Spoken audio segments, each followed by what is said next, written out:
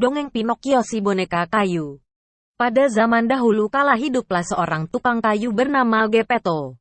Dia tinggal sendiri di rumah sederhananya yang hanya berisi barang-barang dari kayu. Geppetto bermimpi memiliki anak laki-laki yang akan menemaninya.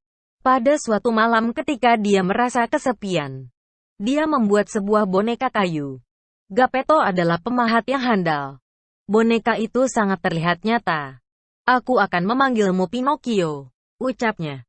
"Oh, aku berharap kamu adalah benar-benar anak laki-laki." Petik 2. Setelah selesai membuat boneka itu, Geppetto pun tertidur.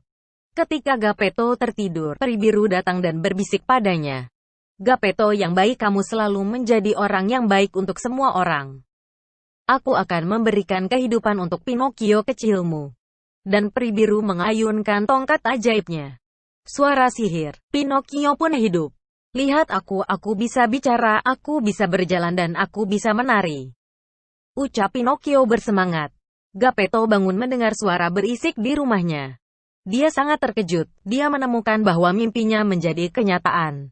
"Boneka kayu anakku, kamu hidup." Geppetto sangat bahagia dan memeluk Pinocchio. Di pagi hari berikutnya, Geppetto memberi Pinocchio uang untuk membeli buku dan mengirimnya ke sekolah. "Pinocchio, sekarang kamu harus sekolah. Jangan berhenti sebelum sampai ke sekolah. Di sana kamu akan mendapatkan banyak ilmu pengetahuan," Geppetto berpesan kepada Pinocchio. Pinocchio sangat bergembira, dia berjalan menuju sekolahnya. Di perjalanan dia bertemu seorang anak laki-laki yang sedang bermain. "Hai, kamu mau pergi kemana dengan uang sebanyak itu?" tanya si anak laki-laki. "Aku akan pergi ke sekolah dan membeli buku," jawab Pinocchio. "Hai, daripada ke sekolah lebih baik uang itu untuk membeli permen. Rasanya sangat enak," ucap anak laki-laki itu lagi. Seekor belalang ajaib meloncat ke pundak Pinocchio dan berbisik. "Jangan lakukan itu, Pinocchio. Jangan dengarkan anak itu." Petik 2. Tapi Pinocchio tidak mendengarkan belalang ajaib. Dia pergi masuk ke toko permen. "Apakah semua uang ini hanya untuk permen?" pelayan toko bertanya kepada Pinocchio. "Iya, ayahku ingin aku membelikan semua uang ini untuk permen," ucap Pinocchio. Tiba-tiba hidung Pinocchio bertambah panjang. Pada saat Pinocchio keluar dari toko, si anak laki-laki dengan cepat mencuri semua permen dari Pinocchio dan melarikan diri. Pinocchio telah ditipu. Belalang ajaib bertemu Pinocchio kembali. Dia bertanya kenapa uang Pinocchio berkurang. Pinocchio menjawab uangnya jatuh dan hilang. Petik 2. Pada saat Pinocchio berbohong, hidungnya kembali bertambah panjang. Pinocchio pun melanjutkan perjalanannya ke sekolah. Di perjalanan dia bertemu serigala dan seekor kucing. Mereka menegur Pinocchio. "Hai, kami akan mengajak kamu ke sebuah pertunjukan boneka. Kami punya satu tiket untukmu. Harganya hanya 5 kain. Petik 2. Pinocchio berpikir itu adalah tawaran yang sangat menarik. Dan dia memutuskan untuk ikut. "Aku punya 5 kain, ayahku menyuruhku pergi ke pertunjukan yang menarik." Petik 2. Dan hidung Pinocchio pun kembali bertambah panjang. Pinocchio pun pergi ke pertunjukan boneka. Namun ternyata tiket yang dibelinya adalah tiket palsu. Penjaga pertunjukan tidak memperbolehkannya masuk. Pinocchio pun duduk di pojok dan menangis. Seorang laki-laki asing dengan rambut dan janggut panjang menemukan Pinocchio menangis. Dia adalah Stromboli, pemilik pertunjukan boneka. Dia sangat terpesona saat melihat Pinocchio yang merupakan boneka hidup namun tidak memakai tali pengatur. Stromboli kemudian mengajak Pinocchio bergabung ke dalam pertunjukan. Pinocchio naik ke panggung. Dia menari dan bernyanyi.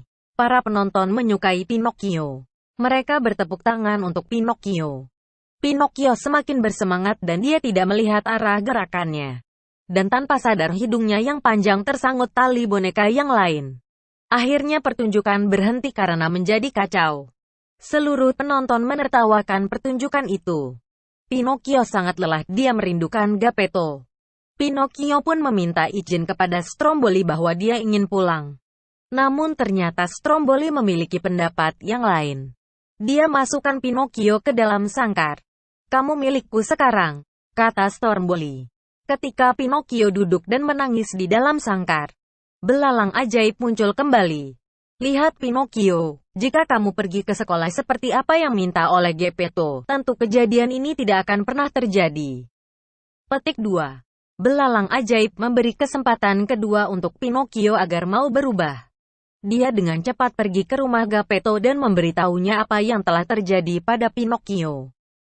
Segera Geppetto pergi ke pertunjukan boneka dan menyelamatkan Pinocchio dari sangkar Stromboli. Pencuri, terikan Stromboli dan dia berlari mengejar Geppetto. Boneka itu milikku, teriaknya. Pinocchio berpikir cepat. Dia membuat jebakan sehingga Stromboli jatuh menimpa kotak boneka BRAKK. Pinocchio dan Geppetto pun bisa pergi melarikan diri. Oh Pinocchio, kata Geppetto, lihatlah hidungmu. Itu yang akan terjadi jika kamu berbohong. Petik 2. Pinocchio sangat malu. Dan dia akhirnya memutuskan selalu berkata jujur. Dan dia pun menepati janjinya, sehingga hidungnya mengecil dan kembali seperti semula.